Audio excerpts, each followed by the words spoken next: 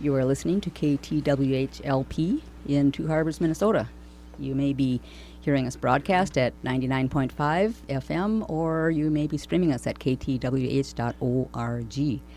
And it is Pledge Week, as you may have noticed if you've listened at all this week. And this is the time of the week and the right Friday of the month that we usually have the Tale Collector and story time in these time blocks here. And we are very privileged today to have the producers of those two programs live in the studio together. It's actually the first time they've been in proximity in relation to their program production, at least. So this is fun. So I am going to turn it over to their capable hands, Tom Koehler of the Storytime and Erica Adams of the Tale Collector. Hello, Mr. and Mrs. Two Harbors and all the ships at sea. Welcome to this special edition for all of you story fans. This will be a brief presentation from Storytime and the Tale Collector, and I must be frank with you, although I am Tom, it is our goal to separate you from as much of your money as we possibly can during this half hour to help keep this station on the air. I know my fan out in Arizona is probably listening to us online as we speak. Our phone number is area code 218-595-6195. You can give Coin of the Realm or even more Coin of the Realm. I was going to say something else. We have a number of ways to give, and we have a number of premiums to reward you for your generosity. Miss Adams, would you be so kind as to tell the people what they can get in return for their generosity, please? Absolutely. Greetings, listeners, and welcome. Let's see. Where was that line? There was hats, there was water bottles, there Yes. was there weren't any here we grandfather go. clocks. Don't know. No. Yeah, we do have quite a few goodies here. Let's see. It's going down the list. For a donation of $100 or more, you can have your choice of 2 KTWH T-shirts, 2 caps, or 1 of each. And for a donation of $60 or more, we have your choice of a Lake Superior blue T-shirt or a KTWH cap. For $25 or more, you can get a stainless steel water bottle with the KTWH logo on it. Or you can get 2 water bottles for a $40 donation. Nice little deal there. And then, let's see, for $120 or for $10 a month, you can get 2 of our $60 premiums and 2 KTWH water bottles. And then one last one, let's see. Here's the big one. For $150 or more, you can get any 2 $60 premiums, 2 water bottles, and, here's the bonus, an on-air message of your choosing, so long as it's in compliance with the FCC rules and mission statement. And then you can get a message of your choosing and the day of your choice. So you can contact the radio station for more details. Again, that's 218-595-6195. Or you can come to our station. Let's see. We are at the Harbor Landing Building on the corner of 7th Avenue and 7th Street. And you can also go to ktwh.org for more details. And don't be bashful. We have specially trained, highly skilled operators awaiting your call even as we speak. Don't be bashful. And remember, you don't have to part with all of that money all at once. Our operators will work out something that is mutually advantageous to us both. Give now, give regularly, give often, but most importantly, please give. Erica, what do our listeners have in store for us now?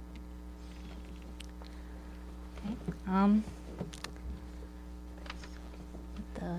You have a Here's story one, or yes. 2 or 3 Yes. to present, is that correct? Yes, I have a few segments from past episodes of my show. The first one is episode 1, for kind of obvious reasons, just to kind of show, how I progressed, through since I began this. It's been quite the journey. So here's a segment from episode 1, Extra Credits, which aired in September 2015. Greetings, listeners, and welcome to the first episode of The Tale Collector. I'm your host, Erica Adams. In this monthly radio series, I'm going to tell you about a story and its creation, whether it be a book, movie, video game, some music, a show, or any other medium that I believe deserves attention or discussion. I will choose them based on an occasion corresponding in some ways to the creator's life or the story's time or theme. I will also make sure to mention the rating or age recommendation of a given story beforehand so that everyone will know whether it is appropriate for them or their families. And with that said, let's get started. This first episode is particularly special to me because July 28th is also the day that my first book, Allie's Adventure on the Wonder, was first published as an ebook. On a similar note, this is also the anniversary of a web series that, despite its primary focus on video games, encourages creative thinking for anyone pursuing an interest or even career in any kind of artistic media. Today, I am going to tell you about Extra Credits, airing from 2008 to the present and recommended for viewers 16 and up. Extra Credits was conceived while creator and animator Daniel Floyd was a student at the Savannah College of Art and Design, making lecture videos for his courses in respective art history and media theory. He later began making more videos, then unofficially called Video Games and Insert Topic or Issue Here, with the help of game designer James Portnow, who has, quote, worked on everything from Call of Duty to Farmville, unquote. Initially featured on the online magazine The Escapist, as well as on the Penny Arcade distribution channel, PATV, as of 2014, the official series has begun airing on its own YouTube channel on a weekly basis. Wow, did I sound raw back then. But hey, everyone's got to start somewhere, right? Well, none of us is really pleased with what his own voice sounds like. I mean, I know what I sound like. I have my voice in my head all the time. But when it's coming at me from another direction, it is disconcerting.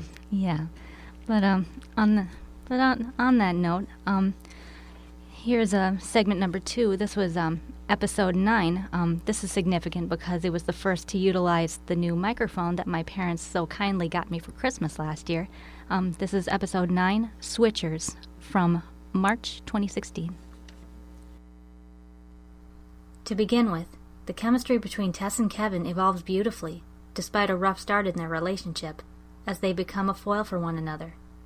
A significantly fascinating aspect of Tess's character is how close-minded she is at times, not wanting to believe in what hasn't been proven to her, and often afraid to venture out of her comfort zone. But Kevin opens Tess's eyes to greater possibilities by encouraging her to explore parts of the animal world that she never had before. It's worth mentioning here that much of the splendor of this tale comes from the exploration of the minds of the animals the main characters become. Thompson gives readers vivid portrayals of the consciousness of numerous creatures, such as rats, owls, and dolphins, describing them as if they were human, but on a level both fundamentally and unattainably diverse. Upon learning that Tess has never been a goat, Kevin is surprised and convinces her to try it. The experience turns out to be much better than she expects. Pages 105 to 106 of the first book. Tess was surprised by some of the things that she was learning. She found that it was a myth that goats would eat anything. On the contrary, her senses of smell and taste were so refined that she could tell in an instant whether a moth had laid eggs on a leaf or a bird dropping had landed there, even a month ago. She would leave anything that was the slightest bit tainted where it was on the tree, and eat carefully around it. She found that she had a rich and rare sense of her own independence. Stronger than any other emotion in a goat's heart is the love of freedom. Even here, amid the luxury of the rich lands where food would never be scarce, her goat's soul longed for the high, craggy places of the world, places that are of no use to mankind, but are the wild, windy kingdoms of goats. Kevin turned to Tess, and the sly, mischievous glint was in his eye again. Tess knew that for the first time she was returning it. Together they slipped through the fence as if it wasn't there, and strolled out onto the field. skipping to pages 110 to 111. Tess and Kevin, communicating by a combination of goat gestures and rat images, were having a ball. 3 policemen and a gathering of neighborhood residents were red in the face with exertion and fury. The goats dodged and scrambled, jumped walls, and pushed through hedges. They split up without hesitation when they had to and met up again as soon as they could. They avoided traps with uncanny and infuriating ease. A local farmer had been called in to help, and he had arrived full of cool confidence with his 2 best sheepdogs. But 10 minutes after he had arrived, the farmer was coaxing the terrified creatures back into his Land Rover and wondering if they would ever work again. The goats swung at full speed into the yard at the side of the house and veered in through the open door of the woodshed. A few seconds later, Tess and Kevin emerged laughing, their eyes still shining with mischief. Still one of my favorite book segments to this day. Well, I can see why. And, you know, time really flies when we're doing this live. I was a little bit worried at first, but this is going swell. Absolutely. Back to you. Yeah, thanks. And now for my final segment, just kind of going full circle, so to speak. Here's one of my more recent episodes. Actually, this was done in celebration of our first anniversary of KTWH being on the air. This is a segment from episode 15 from September 2016, Amethystium. What's more, to me, this aesthetic of Ramford's project isn't achieved solely through its sound. Each title of his main albums has a very specific meaning, which I believe reflects, and in turn is meant to inspire, the limitless qualities of man's imagination.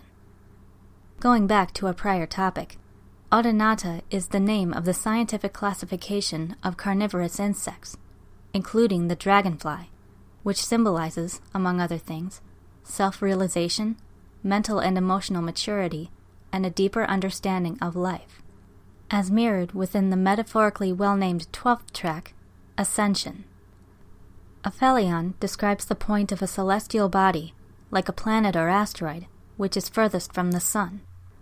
Its 4th track, Ad Astra, likewise is a Latin phrase meaning to the stars. Evermind, according to the Lord of the Rings mythos of J.R.R. Tolkien, is a flower that typically grows upon the tombs of the dead. It is also called Everlasting Memory, and, interestingly, is said to resemble the Forget-Me-Not. This sentiment is echoed with beautifully forlorn reverence in its 3rd track, Shadowlands. Well, I thought that was quite splendid. Thank you. Brings back a lot of memories. It's been a wonderful year. I hope we have more. You, our listeners, can help that happen. If you please donate to the station. Remember, 218-595-6195 or ktwh.org. It's simple, it's easy, and it doesn't even hurt. Now, I was kind of wondering, we're both storytellers in our own right. Yes. And, we have, somewhat different tastes, but, I think our goals are more or less the same. But I'm curious, what is it about the stories that you've chosen, and the way that you do your show that resonates with you? Well, I suppose it's first off, it has to be public domain, or I have to get the rights in order to tell the story. I've gone both routes.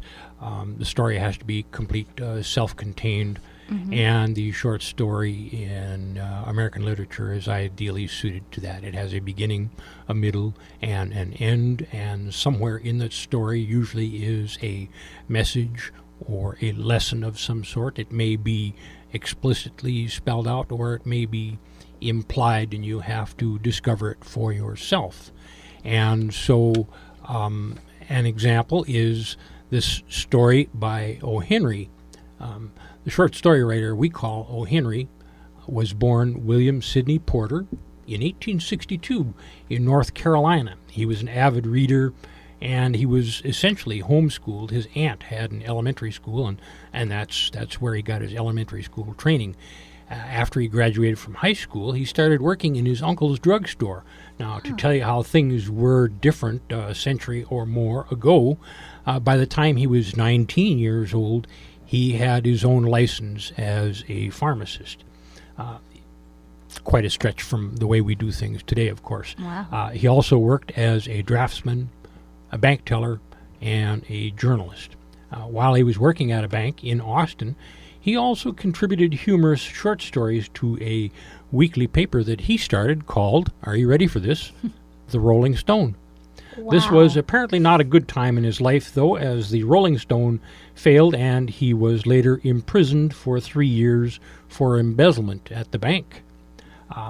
He got out, of course, and repaid his debt to society, and it turns out his most prolific writing happened while he lived in New York State some years after he got out of prison.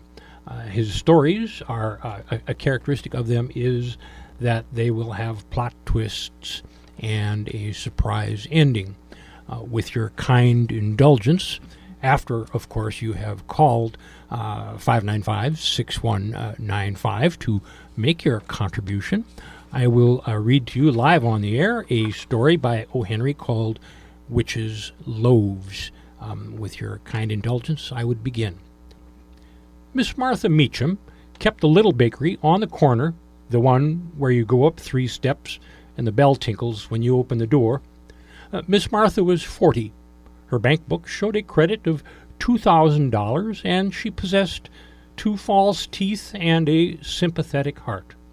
Many people have married whose chances to do so were much inferior to Miss Martha's.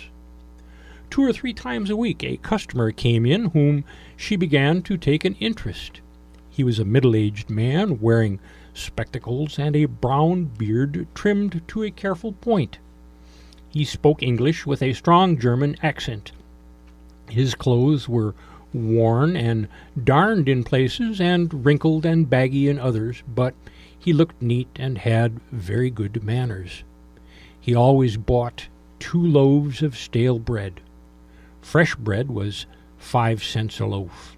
Stale ones were 2 for 5. Never did he call for anything but stale bread. Once Miss Martha saw a red and brown stain on his fingers. She was sure then that he was an artist and very poor. No doubt he lived in a garret where he painted pictures and ate stale bread and thought of the good things to eat in Miss Martha's bakery. Often when Miss Martha sat down to her chops and light rolls and jam and tea, she would sigh and wish that the gentle-mannered artist might share her tasty meal instead of eating his dry crust in that drafty attic. Miss Martha's heart, as you have been told, was a sympathetic one. In order to test her theory as to his occupation, she brought from her room one day a painting that she had bought at a sale and set it against the shelves behind the bread counter. It was a Venetian scene. A splendid marble palazzo, so it said on the picture, stood in the foreground, or rather forewater. For the rest there were gondolas with the lady trailing her hand in the water, clouds, sky, and chiaroscuro in plenty. No artist could fail to notice it. 2 days afterward the customer came in. 2 loaves of stale bread, if you please. You have here a fine picture, madam, he said while she was wrapping up the bread. Yes, said Miss Martha, reveling in her own cunning. I do so admire art, and— No, it would not do to say artists thus early. And paintings, she substituted. You think it is a good picture? The balance, said the customer, is not in good drawing. The perspective of it is not true. Good morning, madam. He took his bread, bowed, and hurried out. Yes, he must be an artist. Miss Martha took the picture back to her room.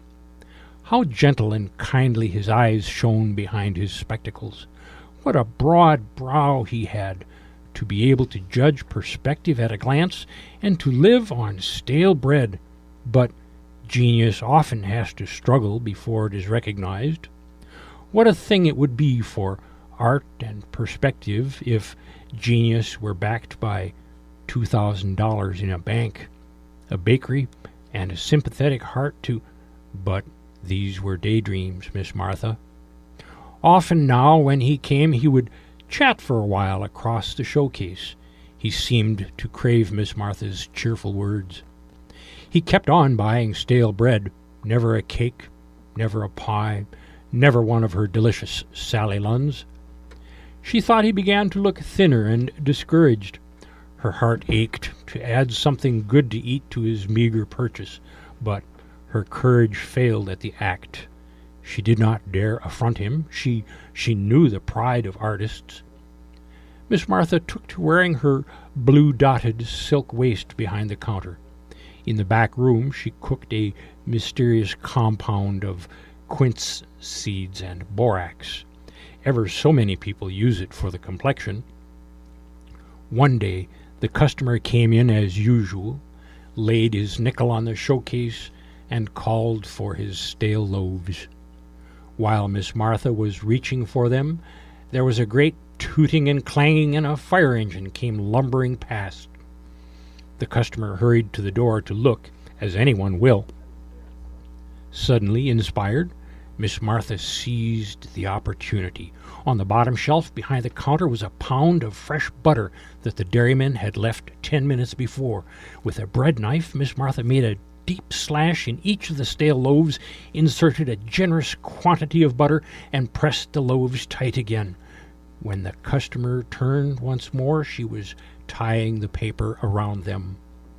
When he had gone, after an unusually pleasant little chat, Miss Martha smiled to herself, but not without a slight fluttering of the heart. Had she been too bold? Would he take offense? But surely not. There was no language of edibles. Butter was no emblem of unmaidenly forwardness. For a long time that day her mind dwelt on the subject. She imagined the scene when he should discover her little deception. He would lay down his brushes and palette. There would stand his easel with the picture which he was painting, in which the perspective was beyond criticism. He would prepare for his luncheon of dry bread and water. He would slice into a loaf. Ah! Miss Martha blushed. Would he think of the hand that placed it there as he ate? Would he? The front doorbell jangled viciously. Somebody was coming in, making a great deal of noise. Miss Martha hurried to the front. 2 men were there. One was a young man smoking a pipe, a man she had never seen before. The other was her artist. His face was very red. His hat was on the back of his head. His hair was wildly rumpled. He clenched his 2 fists and shook them ferociously at Miss Martha. At Miss Martha. "Dummkopf," he shouted with extreme loudness, and then "Tausendorfer," or something like it in German. The young man tried to draw him away. "I will not go," he said angrily, "else I shall told her." He made a bass drum of Miss Martha's counter. "You have spoilt me," he cried, his blue eyes blazing behind his spectacles. "I will tell you, you was one meddling some old cat." Miss Martha leaned weakly against the shelves and laid one hand on her blue-dotted silk waist. The young man took the other by the collar. "Come on," he said, "you've said enough." He dragged the angry one out at the door to the sidewalk and then came back. "Guess you ought to be told, ma'am," he said, "what the row is about. That's Blumberger. He's an architectural draftsman. I work in the same office with him. He's been working hard for 3 months drawing a plan for a new city hall. It was a prize competition. He finished inking the lines yesterday. You know, a draftsman always makes his drawing in pencil first. When it's done, he rubs out the pencil lines with handfuls of stale breadcrumbs. That's better than India rubber. Blumberger's been buying the bread here. Well, today, you know, ma'am, that butter isn't, Blumberger's plan isn't good for anything now except to cut up into railroad sandwiches. Miss Martha went into the back room. She took off the blue-dotted silk waist and put on the old brown serge she used to wear.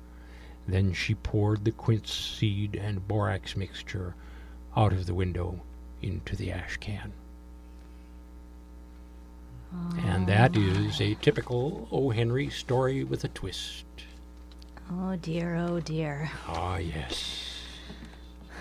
Oh my. And so it goes, but, ladies and gentlemen, boys and girls, Mr. and Mrs. Two Harbors, and all the sailors out on the Great Lake, don't forget your favorite hometown, free-range, locally sourced, organic community radio.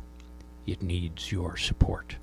Not only that, but the grantors of larger sums of money need to know that the community is interested, has a buy-in to the station. That is why your contribution is even more important to us than the grants which we are able to secure from generous corporations nearby. They need to know, we need to know that you are interested. 595-6195. Yes. Erica. Yes, thank you. And your donations can help all of us to provide you with such wonderful material, as as Tom just read to you. That was a wonderful story. Oh, shucks, ma'am. It warn't nothing. Yeah, I mean, I'm hoping personally that we can, all of the programmers here, everyone here can provide you with wonderful storytelling. Just anything that's important to you, and as it is to us as well. Whether it's politics, health, food, if any subject that you may want. And while I'm on that note, while you're donating, or if even if you whether you donate or not, we're always open to we're always open to new volunteer ideas. If you'd like to help us out at the station, or if you even have a new show idea, we're always looking for new material to provide you with. So yeah, please contact us, and let us know your idea. Could be something that we've never heard before.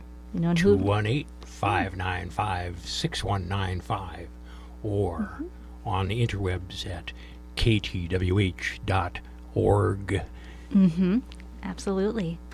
And thank you so much, Tom and Erica. It's really been a treat to have you live in the studio here. These are the two producers of the programs you usually hear in this time block on Fridays.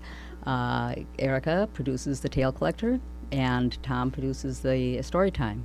And I'll also mention, so Tom was originally producing his stories to fit into the 15-minute time block to balance out Erica's, but we didn't want to keep him constrained by that time limit. So we also often feature Tom's stories in the Lit Corner, which alternates this time block on Friday afternoons. So he's able to expand into longer, up to 30-minute stories, actually. So we ever benefited a lot from that by giving you that flexibility, Tom.